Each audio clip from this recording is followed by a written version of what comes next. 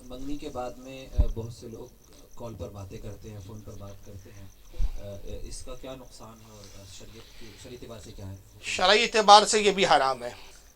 جیسے کہ آج کل ماحول چل رہا ہے کہ منگنی ہو گئی تو خود ماں باپ لڑکی کو موبائل لا کے دلاتے ہیں. وہ سوچتے ہیں کہ بھائی اب تو ہو گیا نا، لیکن اس کی خرابیاں کتنی ہیں پتہ ہے. دو باتیں ہوتی ہے، سوائے بیہودہ بات کے کچھ نہیں ہوتی. دوسرا ہے کہ ابھی تو بیوی بنی نہیں، جب تک نکاح ہوگا نہیں بیوی نہیں ہے، غیر محرم ہے آپ کی. جب غیر محرم ہے تو اس سے بات کرنا حرام ہے. تو اس سے جو بات ہو رہی ہے وہ سب حرام کے گناہ کے کھانے میں لکھا جا رہا ہے. اور اس میں سب سے بڑی خرابی کیا ہے کہ خدا نہ خواستہ منگنی ٹوٹ گئی. ہوتے کئی منگنیاں ہو کے ٹوٹ جاتی ہے، کچھ ایسی باتیں آ جاتی ہے کہ بھائی منگنیاں ٹوٹ جاتی ہے. تو اس کے بعد تصور کیجئے آپ کہ وہ کتنی شرمندگی کی بات ہے. وہ لڑکی کی ساری پول لڑکی نے لڑکے کے سامنے کھول دی، لڑکے نے اپنی ساری پول اور ساری کمزوریاں لڑکی کے سامنے کھول دیا. اب وہ اس کا نکاح کہیں اور ہو گیا، ان کا نکاح کہیں اور ہو گیا. جب بھی کبھی ایسا موقع آیا، ملاقات ہو گئی یا کہیں معاملہ آیا یا بات چیت آئی تو ساری باتیں پھر خیال آتی ہے کہ ارے یار اس لڑکی نے یہ کہا تھا، اس لڑکے نے یہ کہا تھا. تو یہ سب کم خرابیاں ہیں بھائی. تو کیا ضرورت ہے اتنی بے صبری کیا ہے؟ ابھی تو ایسے بے صبرے ہو گئے یار. وہ مون پورے میں کیس ہوا تھا کچھ سال پہلے، جس لڑکا لڑکی کی شادی ہے، کل شادی ہے، اس سے ایک دن پہلے اسی لڑکی کو لے کے بھاگ گیا. عجیب پاگل پن ہے.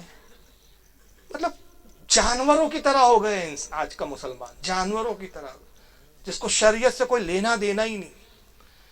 اب میں پریکٹیکل بات کیا بتا رہا ہوں سنیے.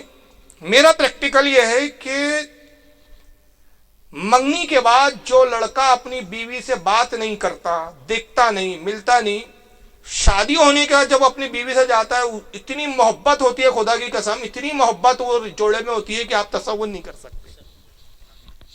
یہ ایک فطری بات ہے. یہ کیوں؟ وجہ کیا ہے کہ ایک تو اسلام کی طرف سے برکتیں آ جاتی ہے، خدا کی طرف سے برکتیں ملتی ہے اس میں. اور تیسرا یہ کہ بھائی شادی کے بعد اب میاں بیوی ہے تب بے تکلفی ہے. پہلے ہی سب کھول گئے تو پھر ایسی عورت لڑکے کو بھی انگلی پہ نچاتی ہے پھر بعد میں. تو یہ بالکل حرام ہے. اور اس میں سب سے بڑھ کر جو گناہ گار ہوتے ہیں نا، وہ ماں باپ ہوتے ہیں جو اپنی بیٹی کو خود موبائل لا کر دیتے ہیں، یا بیٹی کو بولتے ہیں بیٹا بات کر لو، یا ایسا موقع فراہم کرتے کہ وہ بات کر لے. اس کی شریعت میں کوئی قطعی اجازت نہیں ہے. ابھی اسی حدیث میں ساری باتیں آ گئی. اسی حدیث سے آپ اندازہ لگا لیجئے، اسی حدیث سے کہ ام سلمہ کو حضور نے کیا فرمایا کہ تم تو دیکھ سکتی ہو. اور آپ کو معلوم ہے پردے کی آیت کب نازل ہوئی؟ اور پردے کی جو آیت نازل ہوئی اس میں ایک جگہ جملہ کیا، اس میں یہ ہے کہ اللہ فرماتا ہے نبی کی بیویوں اپنے گھر میں ٹھہری رہو، اور جب تم سے نبی کے بارے میں پوچھا جائے تو اپنے لہجے کو تلخ بنا کر پیش کرو، کہیں ایسا نہ ہو کہ دل کا روگی روک پا جائے. یہ اس قرآن کی آیت کا مفہوم بتا رہا ہوں. کیا مطلب؟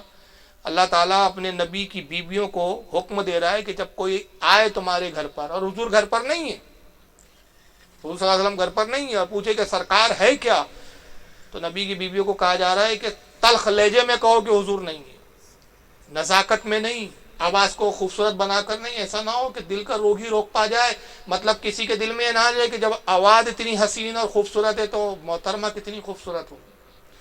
اور اس پر ایک بات یاد آ گئی میرے کو کہ ایسے کئی لوگ ہیں جو ایسی ہی چیزوں میں گمراہ ہو گئے. آپ نے نام سنا ہوگا مومن خواہ مومن، شاعر تھے، نام سنا ہے؟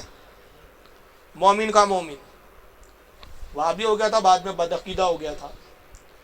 یہ جناب پہلے حکیم تھے.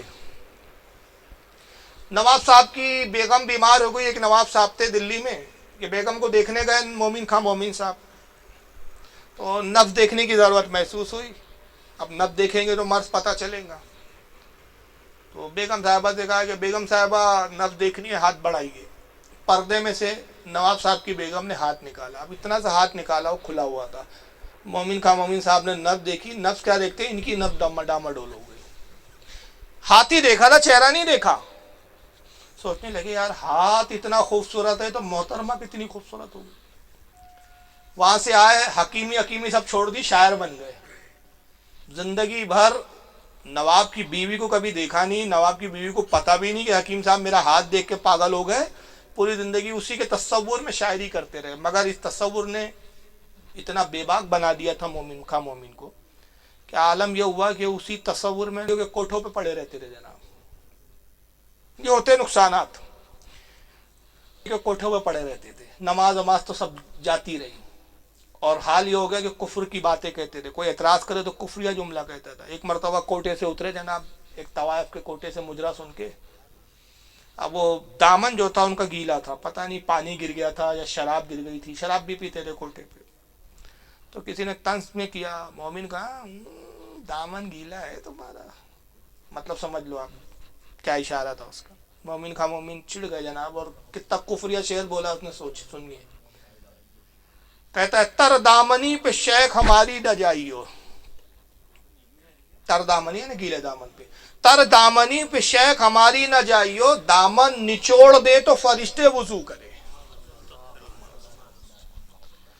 تو آدمی ایسے گمراہ ہوتا ہے. یہ چھوٹی چھوٹی چیزیں ہیں جو گمراہیت کا سبب بن جاتی ہے. امام غزالی کہتے ہیں کہ زنا کی سب سے پہلی قاصد نگاہ ہوتی ہے.